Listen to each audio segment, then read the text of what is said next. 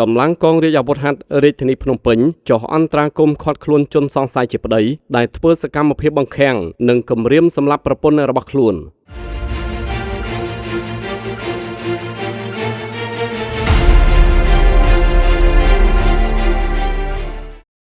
កម្លាំងកងរាជអាវុធហត្ថរាជធានីភ្នំពេញក្នុងខណ្ឌមានជ័យបានចុះអន្តរាគមន៍ឃាត់ខ្លួនជនសង្ស័យម្នាក់ករណីហិង្សាក្នុងគ្រួសារបន្ទាប់ពីទទួលបានបណ្ដឹងពីជនរងគ្រោះជាប្រពន្ធតាមរយៈទូរស័ព្ទអន្តរាគមន៍បន្ទាន់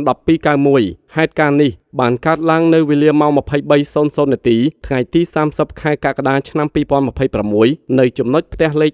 96ភូមិទ្រា2សង្កាត់ស្ទឹងមានជ័យទី1ខណ្ឌមានជ័យរាជធានីភ្នំពេញជនសង្ស័យឈ្មោះសៀមចន្ទថាភេទប្រុសអាយុ39ឆ្នាំមុខរបរមិនពិតប្រាកដដែលត្រូវជាប្តីរបស់ជនរងគ្រោះត្រូវបានឃាត់ខ្លួនពាក់ព័ន្ធករណីហិង្សាក្នុងគ្រួសារដោយមានការបង្ខាំងនិងគំរាមកំហែងសម្លាប់ប្រពន្ធបច្ចុប្បន្នជនសង្ស័យរួមជាមួយវត្ថុតាងត្រូវបានបញ្ជូនទៅការិយាល័យប្រឆាំងការជួញដូរមនុស្សនៃបញ្ជាការដ្ឋានកងរាជអាវុធហត្ថរាជធានីភ្នំពេញដើម្បីបន្តនីតិវិធីតាមផ្លូវច្បាប់ករណីនេះជាការរំលឹកដល់សាធារណជនអំពីសារៈសំខាន់នៃការប្រយុទ្ធប្រឆាំងអំពើហិង្សាក្នុងគ្រួសារនិងការលើកកម្ពស់សុវត្ថិភាពសង្គមចង់បានបន្ទប់ស្អាតទាន់សម័យនិងចំណេញលំហមែនទេជ្រើសរើសសាឡុងក្រេពូករបស់យើងសោភ័ណភាពឈានមុខគុណភាពស្តង់ដាររឹងមាំ